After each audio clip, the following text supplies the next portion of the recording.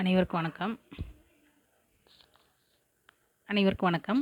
இப்போ நம்ம தொல்காப்பியம் சொல்லதிகாரம் கிளவியாக்கத்தில் அந்த முடிவு பகுதியில் இருக்கோம். இன்னும் ஒரு 4-5 நூற்பாக்களில் கிளவியாக்கம் நிறைவு பெற்றுடும்.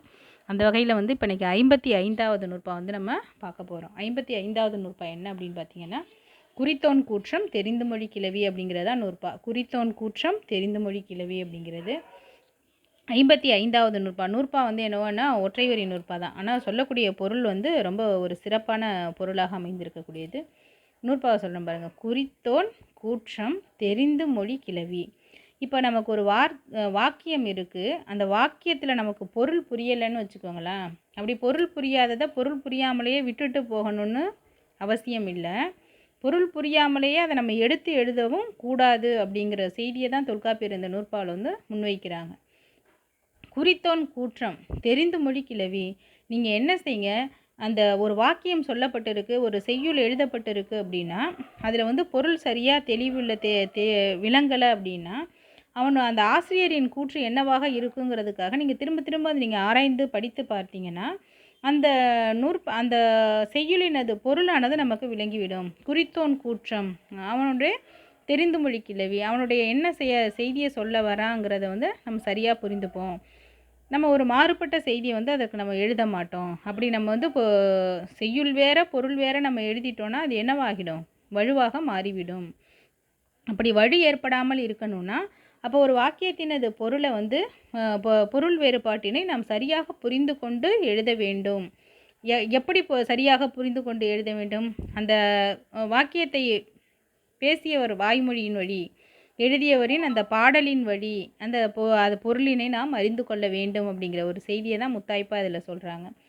இப்போ இது உங்களுக்கு எந்தளவுக்கு புரிஞ்சிருக்குன்னு தெரியல. ஆனால் இப்போ இதற்கு சேனாவரையருடைய உரை பார்த்தீங்கன்னா, இது முடிந்தால் மாணவர்கள் இந்த இடத்த நீங்கள் மனப்பாடம் பண்ணிக்கிட்டீங்க அப்படின்னா உங்களுடைய அறிவு ரொம்ப சிறப்பானதாக இருக்கும். ஏன்னா எங்களெல்லாம் இந்த உரையை மனப்பாடம் பண்ண வச்சாங்க. இந்த நூற்பாக்கு மட்டும் சிறப்பாக இது ரொம்ப ஸ்பெஷலான நூற்பான்னு தான் சொல்லணும். குறித்தோன் கூற்றம் தெரிந்து மொழி கிளவிங்கிற நூற்பா நூற்பாவை மனப்பாடம், நூற்பா ஒற்றை வரி நூற்பா. ஆனால் அதற்கான எடுத்துக்காட்டு சேனாவரையரின் உரைத்திறன் இதில் ரொம்ப சிறப்பாக வெளிப்பட்டிருக்கு அப்படிங்கிறதுக்காக இந்த இடத்த எங்களை மனப்பாடம் பண்ண வச்சாங்க. அது என்ன அப்படின்னு பார்த்தீங்க அப்படின்னா, ஒல்லேங்குவளை புலான் மகன் மார்பின் புல்லருக்கங்கண்ணி நரிது அப்படிங்கிற ஒரு சங்க இலக்கிய பாடலை இந்த இடத்துல சேனாவரையர் தன்னுடைய உரையில் பயன்படுத்தியிருப்பார். ஒல்லேன் குவளை புலான் மகன் மார்பின் புல்லருக்கங்கண்ணி நரிது அப்படிங்கிறது. இந்த ஒல்லேன் குவளை புலான் மகன் மார்பின் அப்படிங்கிறதுல புல்லருக்கங்கண்ணி நரிது அப்படின்னு சொல்லி அந்த சங்க இலக்கிய பாடலை இங்கே சேனாவரையர் எழுதியிருப்பார். இதில் என்ன சிறப்பு அப்படிங்கிறது பாருங்கள். என்புழி குவளை புலால் நாறுதற்கும் எருக்கங்கண்ணி நரிதாதற்கும் காரணம் கூறாமையின் இது வழுவாம் அப்படின்னு சேனாவரையர் எழுதியிருப்பாங்க. என்புழி குவளை புலால் நாறுதற்கும், குவளை மலரானது மிக்க வாசனை மிகுந்த குவளை மலரானது என்ன மாதிரியான நாற்றம் அடிக்கிறது? என்புழி குவளை புலால் நாறுதற்கும், அந்த குவளை மலரானது இப்பொழுது எப்படி நாற்றம் அடிக்கிறது? புலால் மாதிரி ஒரே கவுச்செடி. ஒரு பொருள் இருக்குது, அந்த பொருளுக்குன்னு ஒரு தன்மை இருக்குது. அந்த தன்மையை அப்படியே உண்மையாக தானே சொல்லணும். ஆனால் இந்த இடத்துல ஊமைங்கிற பேரை என்ன சொல்லிட்டாங்க, மாற்றி சொல்லிட்டாங்க. குவளை மலரானது எப்பொழுது புலால் கவுச்சி அடிக்கிறது, புலால் மாதிரி ஒரே நாற்றம் அடிக்கிறது. ஆனால் இந்த பாடலில் அப்படி தான் சொல்லப்பட்டிருக்கு. ஒல்லேங்குவளை புலான் மகன் பார்பின் புல்லருக்கங்கண்ணி நரிது. அப்போ அந்த பாடலில் நம்ம ஏற்கனவே நூற்பா என்ன பார்த்தோம்? குறித்தோன் கூற்றம் தெரிந்து மொழி கிளவி. குறித்தோன் கூற்றம் ஒரு பொருளை சரியாக புரிஞ்சுக்கிட்டு சொல்லணும். அப்படி நமக்கு பொருள் புலப்படாத பொழுது அந்த ஆசிரியரின் கூற்றின் வழி நம்ம அதற்கு சரியான பொருளை சொல்ல வேண்டும் அப்படிங்கிறது தான் அதில் அந்த நூற்பாவோட தொல்காப்பியர் சொல்லியிருக்காரு. அதுதான் சேனாவரையர்னு சொல்கிறாங்க. சேனாவரையர் சொல்கிறாங்க, ஒரு பொருள் வேறுபாடு குறித்து அந்த பொருள் வேறுபாட்டின் ஆற்றல் முதலாயினவாறு நமக்கு புலனாகலை அப்படின்னா, ஆற்றல் முதலாயினவற்றால் நமக்கு புலனாகாத பொழுது அதனை தெரிந்து சொல்லுதல் வேண்டும் அப்படின்னு உரை எழுதுகிறாங்க. அதனை தெரிந்து சொல்லுதல் வேண்டும்னு எழுதுகிறாங்க. இப்போ அந்த சேனாவரையரின் உரைத்திறனில் அதை நம்மளை அழகாக புரிய வச்சுருப்பாங்க.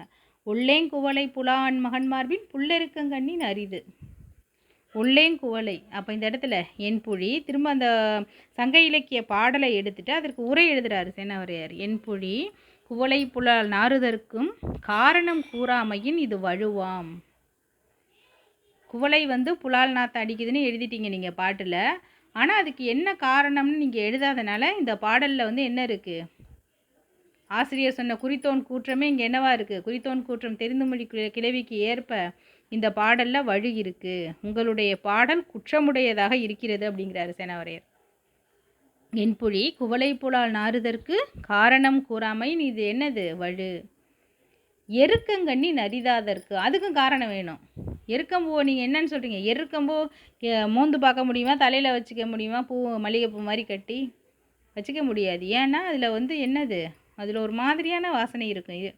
அதை நம்மளால் நுகர்ந்து பார்க்க முடியாது. அது ஒரு மாதிரி நமக்கே தெரியும். இது பாய்சன்கிற மாதிரியே அந்த வாடை இருக்கும் எருக்கம்பூ. ஆனால் இந்த இடத்துல எருக்கம்பூ நரிதாதற்கும் அது எப்படி இருக்கான்? அந்த தலைவிக்கு எருக்கம்பூ நல்லதாக வாசனையாக இருக்கான். குவளைப்பூ நாத்தம் அடிக்கிறதா இருக்குது, எருக்கம்பூ நல்ல வாசனை உடையதாக இருக்குது. ரெண்டும் பொருள் முரண்பாடு இருக்கிறது.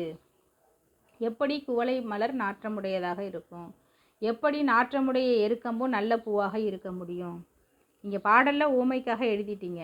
எழுதினதுக்கு காரணம் சொல்லாதனால உங்களுடைய பாடல்களில் என்ன இருக்கிறது? குற்றமானது இருக்கிறது. இப்போ இந்த குறித்தோன் கூற்றம் தெரிந்துமொழி கிளவியிலேயே அப்படி ஆசிரியர் நம்மளுக்கு சரியாக பொருள் வேறுபாடு தெரியலை. அப்புறம் ஆற்றல் முதலாயினவற்றால் பொருள் விளங்காத பொழுது அந்த ஆசிரியர் என்ன மண்நிலையில் அந்த பொருளை சொல்லியிருக்காரோ அதனை குற்றம் பார்க்காமல் ஏற்றுக்கொள்ள வேண்டுங்கிறது அதற்கு முடிவு. ஆசிரியர் குறித்தோன் கூற்றம் ஆசிரியர் என்ன நினச்சி மனசில் குறித்து அதை பாடினாரோ அந்த கூற்றை குற்றமில்லாமல் ஏற்றுக்கொள்ள வேண்டும். அப்படி ஏற்றுக்கிட்டோன்னா இது என்ன இருக்காது? வழு இருக்காது. இந்த பாடல்கள்லாம் என்னவா மாறிடும்? வழுவமைதியாக மாறிடும். இப்போ இந்த சங்க இலக்கிய பாடல் வழுவமைதி. சங்க இலக்கிய பாடலில் சேனாவரையர் 2-3 குற்றத்தை வைக்கிறாரு. குற்றத்தை வச்சாலுமே இந்த பாட்டு என்னவா மாறுது? வழுவமைதியாக மாறுகிறது. வழுவமைதியா அப்படின்னா குற்றம் இருந்தாலும் இது மரபு ரீதியாக, காரண ரீதியாக, பண்பாட்டின் ரீதியாக அதை நாம் அப்படியே ஏற்றுக்கொள்ள வேண்டும் அப்படிங்கிறது தான். அப்போ அப்படியே ஏற்றுக்கொள்ள வேண்டும். எப்படி இப்போ இது தற்காப்புக்காக பெண் பிள்ளைகள் யாரையாவது தாக்குனா அது என்ன கிடையாது? தண்டனைக்குரியது கிடையாது. ஏன்னா தற்காப்பு. அவனால் உயிருக்கு பயமாக வந்துடுமோ, பாலியல் வன்கொடுமை நடந்து விடுமோங்கிறதுக்காக பெண் பிள்ளைகள் என்ன செய்யலாம்? தாக்கலாம். ஆனால் மெனக்கெட்டு கொலை பண்ணிவிட்டு அது வலுவமைதினா அப்படியெல்லாம் யோசிக்கவே கூடாது. ஒரு அசம்பாவிதம் நடப்பதற்கு முன்னாடியோ இல்லை நடந்த பின்னரோ தன்னை காத்து கொள்வதற்காக தாக்குதல் என்பது எல்லா உயிரினங்கள்கிட்டையும் உண்டு. எல்லா உயிரினங்களும் அதை என்ன செய்யும். அது உயிரை காப்பாற்றிக்கிறதுக்காக என்ன செய்யுது? தாக்குதல் நடத்துது. அந்த மாதிரி காலகட்டம்லாம் வலுவமைதி. அது தாக்குதல் அப்படின்னு பார்த்தோம்னா அது உயிரை காப்பாற்றிக்கிறதுக்காக அது தாக்குதுன்னா வலுவமைதி. அவ்வளோதான் வித்தியாசம். இப்போ இங்கே அதுதான் நடக்குது. இப்போ ஆசிரியர்கள் காரணம் கூறாமல் வேறு ஓமைகளை மாறுபட்ட ஓமைகளை பொருத்தி போட்டிருக்கிறதுனால இது வழு. ஆனால் ஆசிரியரின் மனநிலையை ஆராய்ந்து அதற்கு காரணம் இதுதான் அப்படின்னு நமக்கு புரிஞ்சிருச்சுன்னா அதை நம்ம அப்படியே ஏற்றுக்கொள்ள வேண்டும். அப்பொழுது இது வலுவமைதியாக மாறிவிடுகின்றது. அந்த வகையில் இப்போ பாருங்கள், ஒல்லேங் குவளை புலான் மகன்மார்பின் புல்லெருக்கங்கண்ணி நரிது. என்புழி குவளை புலால் நாறுதற்கும் எருக்கங்கண்ணி நரிதாதற்கும் காரணம் கூறாமையின் இது வழுவாம். சேனாவரையர் சொல்கிறாரு பிறவெனின். நான் இதுக்கான காரணத்தை இன்னும் விரிவாக கூறுகின்றேன். என்ன காரணங்கிறது விரிவாக சொல்கிறேன். என்னென்னா, புதல்வன் பயந்த பூங்குழன் மடந்தை.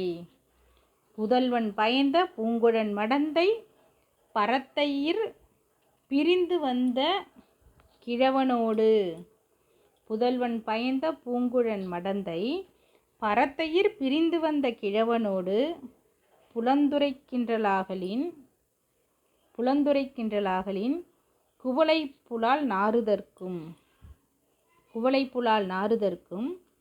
அவன் தவற்றோடு கூடிய இவள் காதல் காரணம் என்பதும் இவள் காதல் காரணம் என்பதும் எருக்கங்கண்ணி நரிதாதற்கு மகிழ்நன் செய்த துணிக்கூர் வெப்பமும் முகிழ்நகை முகத்தால், முகிழ்நகை முகத்தால் மகிழன் செய்த துணிக்கூர் வெப்பமும். இப்போ இப்படி நான் வாசிச்சே வர்றது பொருள் புரியாத மாதிரி இருக்கும், ஆனால் சொன்ன பிறகு ரொம்ப சூப்பராக இருக்கும் பாருங்க. மகிழன் செய்த துணிக்கூர் வெப்பம் முகிழ்நகை முகத்தால், முகிழ்நகை முகத்தால் தணிக்கும் புதல்வன் மேல் ஒரு காலைக்கு ஒரு கால் பெருகும் அன்பு காரணமாகுதும். ஒரு காலைக்கு ஒரு கால் பெருகும் அன்பு காரணம் என்பதும் பெறப்படுதலின் இது வழுவு ஆகாது என்பார் அப்படின்னு முடிக்கிறாங்க அந்த உரையை. மீ கூற்று மென்பொழி கூற்றமென நின்றது அப்படின்னு சொல்லி சேனாவரையர் இந்த உரையை முடிக்கிறார். இப்போ நம்ம இதில் எங்கே நம்மளுடைய ஆராய்ச்சி இப்போ அங்கே பண்ண போகிறோம் அப்படின்னா, ஒல்லேங்குவளை புலான் மகன்மார்பில் புல்லருக்கங்கண்ணி நரியுது. இப்போ இதில் குவளை புலால் நாறுது, எருக்கங்கண்ணி நரிதாகுதுங்கிற 2 செய்தி நம்ம பார்த்துட்டோம்.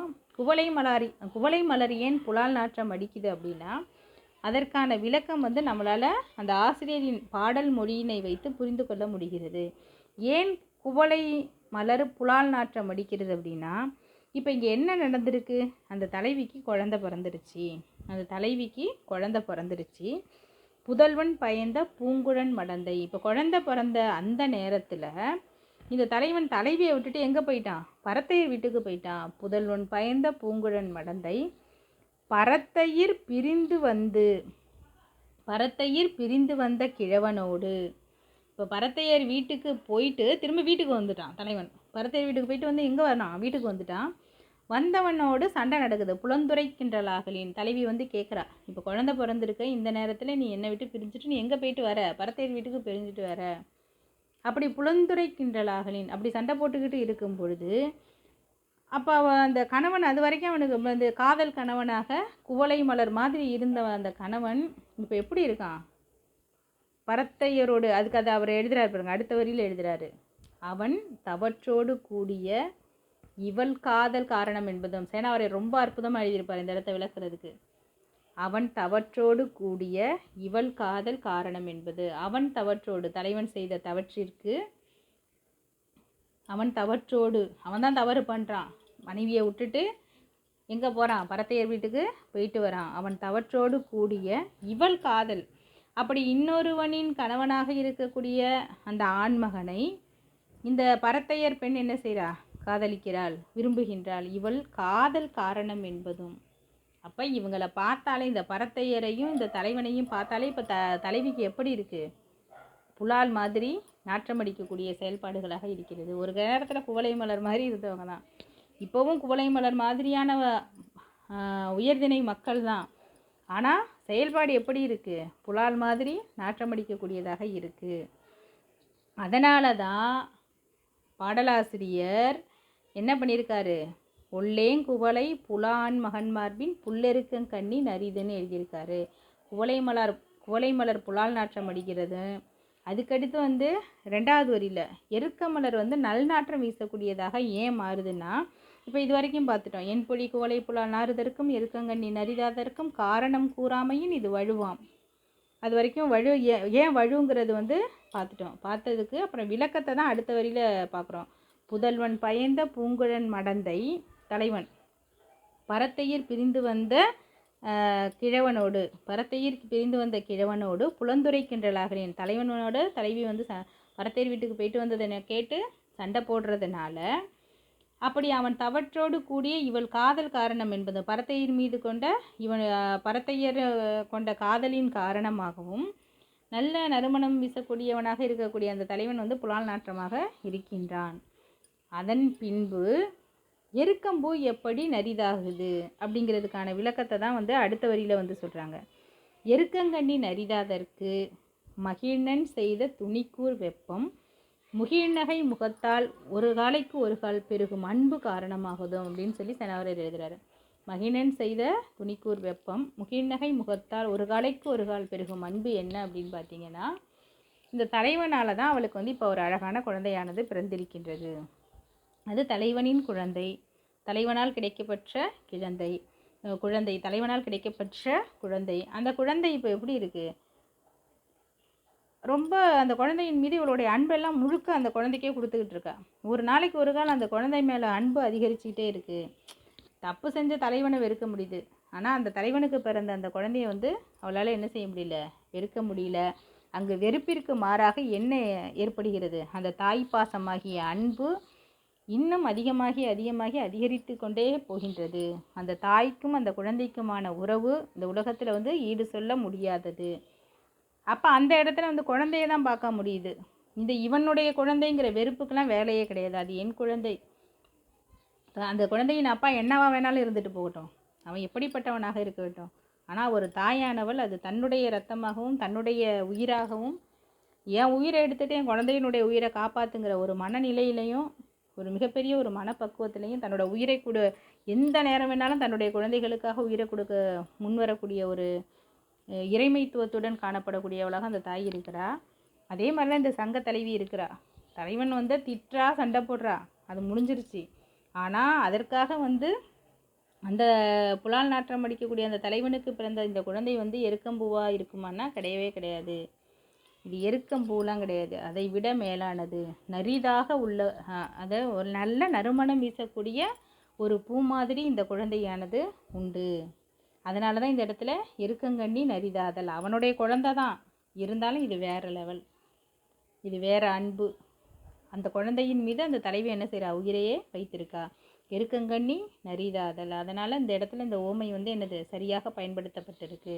குவளை புலால் நாற்றம் அடிப்பதற்கு காரணம் கூறாமையினால இது வழுன்னு சொல்லப்பட்டதும், எருக்கம்பூ வந்து நல்ல வாசனை வீசக்கூடியதாக இருக்குங்கிறதுக்கு காரணம் சொல்லப்படாமல் இருந்தாலும் இது வழுன்னு நீங்கள் சொன்னாலும், பாடலின் பொருளை விரித்து பார்க்கும் பொழுது செயல்பாடுகளின் காரணமாக இங்கு பொருள் தெரிபானது வெளிப்படுகிறது.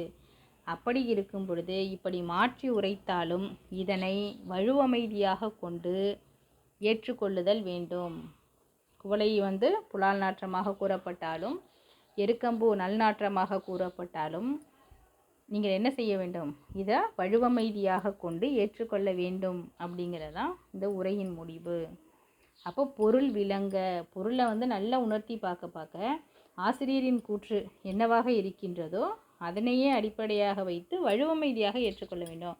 அங்கே நீங்கள் உட்காந்து அலசி ஆராய்ஞ்சு இது குற்றம்தான், நெற்றிக்கண் திறப்பினும் குற்றம் குற்றமேலாம் சொல்லி நீங்கள் வந்து வியாக்கியானலாம் பேசிகிட்டு இருக்கக்கூடாதுங்கிறார் தொல்காப்பியர்.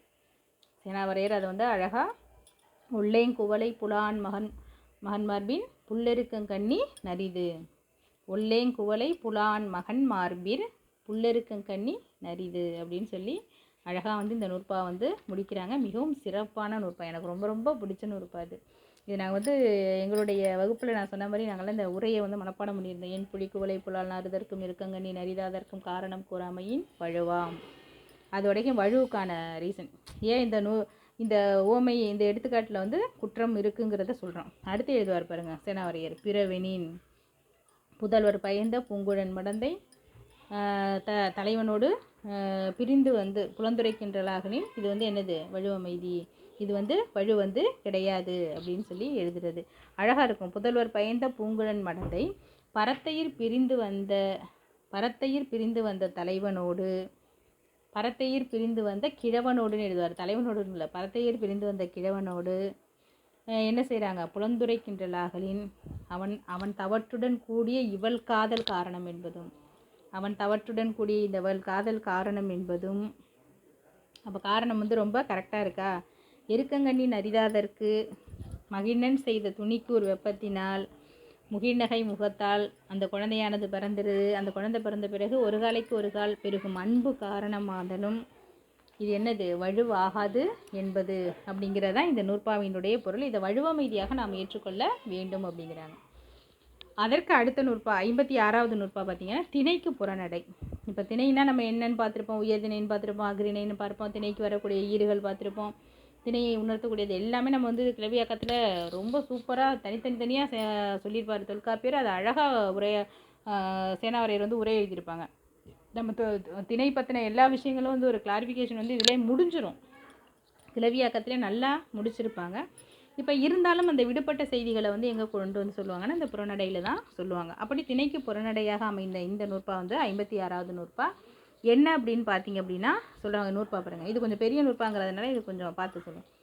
குடிமை, ஆண்மை, இளமை, மூப்பே. ரொம்ப ஈஸியாக தான் இருக்கும் நூற்பா தான். நான் பார்க்க நிறைய வார்த்தைகள் வர மாதிரி இருக்கும். பொருள் வந்து ரொம்ப எளிது. குடிமை ஆண்மை இளமை மூப்பே, அடிமை வன்மை விருந்தே குழுவே, பெண்மை அரசே மகவே குழவி, தன்மை திரிபெயர் உறுப்பின் கிளவி, காதல் சிறப்பே செரற்சொல் விரற்சொல் என்று ஆவரும் மூன்று உளப்பட தொகையி, அன்ன பிறவும் அவற்றோடு சிவனி, முன்னத்தின் உணரும் கிளவி எல்லாம், உயர்தினை மருங்கின் நிலையின் ஆயினும் அக்ரிணை மருங்கின் இளந்தாங்கு இயலும் அப்படிங்கிறதான் நூற்பா. இப்போ இதில் பார்த்தீங்க அப்படின்னா என்னென்ன சொல்கிறாங்க. ஒன்று குடிமை, ஆண்மை, இளமை, மூப்பு. குடிமை 1, ஆண்மை 2, குடிமை 1, ஆண்மை 2, இளமை 3, மூப்பு 4, அடிமை 5, வன்மை 6, விருந்து 7, குழு 8, பெண்மை 9, அரசு 10, மகவு 11, குழவி 12.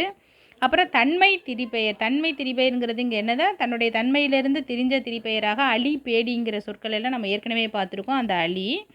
அப்புறம் உறுப்பின் கிளவி. நம்ம வந்து உறுப்பு வந்து ஃபால்ட் ஆகிட்டுன்னா சொல்லணும். இவன் செவிடன், இவன் குருடன், இவன் வந்து ஊமை அப்படிலாம் பேசுவோம்ல. அது மாதிரி உறுப்பின் கிளவியாக அமைந்த அந்த சொற்கள். காதலுக்காக ஓமையாக சொல்லப்பட்ட சிறப்பு சொற்கள். காதல் சிறப்பே, செரற்சொல் விரற்சொல் இவை எல்லாமே வந்து என்னென்னா அன்னபிறவும் இவை மட்டும் அல்லாமல் இன்னும் இருக்கக்கூடிய பிற சொற்களும் எவ்வாறு பொருந்தி வரும்னா முன்னத்தின் உணரும் கிளவி எல்லாம் உயர்திணை மருங்கின். இது எல்லாமே உயர்திணை சொற்களாக இருந்தாலும் இது பக்கத்தில் ஒரு அக்ரிணை சொல் வந்துச்சு அப்படின்னா அது அக்ரிணை முடிபினை பெற்றே வரும். அப்படி வந்தாலும் நம்ம அந்த என்ன செய்யணும், ஏற்றுக்கொள்ள வேண்டும். இதுவும் வழுவமைதி தான். அக்ரிணை மருங்கின் கிளந்தாங்கு இயலும். அப்படி அக்ரிணை முடிவு பெற்று வந்தாலும் அதை அக்ரிணை முடிவு சொல்லாகவே நாம் ஏற்றுக்கொள்ள வேண்டும் அப்படிங்கிறாங்க.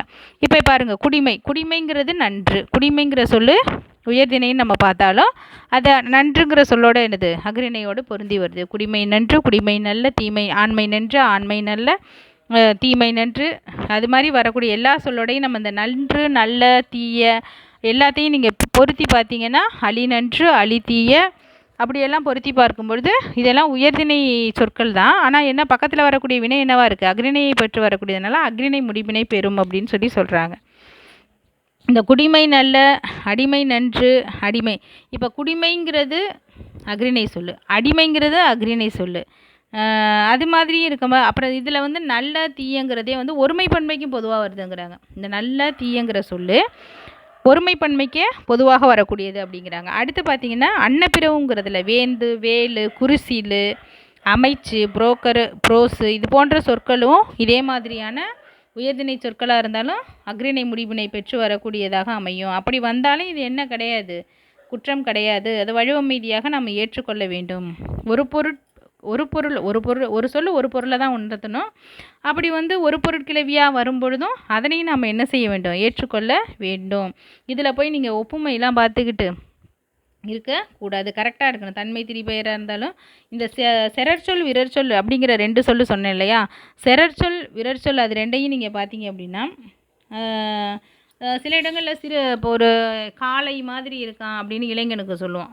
காளை யார், உயர்திணை. இளைஞன் காளை அக்ரிணை, இளைஞன் யார், உயர்திணை. ஒரு உயர்திணைக்கு அக்ரிணை ஓமையாக சொல்கிறோம். யானை மாதிரி யானை போன்ற சிறுவன் அப்படின்னு, சிறுவன் வந்து யானை மாதிரி அப்படின்னு. அப்போ சிறுவன்கிறது உயர்திணை, யானைங்கிறது அக்ரிணை. சில இடங்களில் பொருந்தாத ஆகுபெயர் கூட இப்படி பொருந்தி வரக்கூடியதாக இருக்கும். ஆகுபெயர்லேயே பொருத்தம் ஓமை பொருத்தமுடையதாக இருந்தால் அது சிறப்பாக தான் இருக்கும். ஒன்றனுக்கு ஆகி வரக்கூடிய பெயர் அதுக்கு பொருத்தமானதாக இருக்கணும். அப்போ தான் அது ஆகுபெயராகவே அமையும். அப்படி ஆகுபெயரில் கூட சில சொற்களை வந்து என்னவா அமைச்சிருவோம், எல்லாமே அக்ரிணை முடிவினை பெற்று வரக்கூடியதாக அமையும் அப்படின்னு சொல்லி இந்த நூற்பா வந்து முடிக்கிறாங்க. உயிர் உடம்பு மனிதர்கள்ங்கிறது பார்க்கும்பொழுது உயர்திணையாக இருக்கும். உயிர் தனியாக உடம்பு தனியான்னு பார்க்கும்பொழுது அக்ரிணையாக மாறிடும். மாதிரி எல்லா சொற்களும் உயர்திணை சொற்களும் சரி அக்ரிணை சொற்களும் சரி முடிவில் வந்து அக்ரிணையை பெற்று வந்ததுன்னா சில இடங்கள் நம்ம விரவு பெயர்களை விரவி வரும்னு பார்த்துருப்போம். அதையும் இந்த இடத்துல ஒரு இது வச்சுக்கணும்.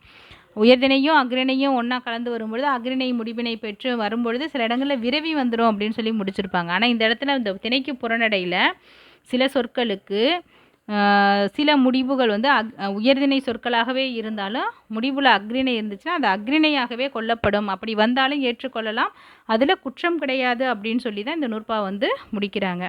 இன்னும் ஒரு 2 நூற்பா தான் இருக்கும். அடுத்த வகுப்பில் இதனுடைய முடிச்சிடுவோம், கிளவியாக்கம் முடிச்சிடும். அப்புறம் வந்து வேற்றுமை இயல் வந்து வேற்றுமை இயல் ஆரம்பிச்சிடுவோம். ஓகே, என்னுடைய வீடியோவை பாருங்கள். பார்த்த அனைவரும் வந்து சேனலை மறக்காமல் சப்ஸ்கிரைப் பண்ணுங்கள். உங்களுடைய ஃப்ரெண்ட்ஸ்க்கு எல்லாருக்கும் ஃபார்வர்ட் பண்ணுங்கள்.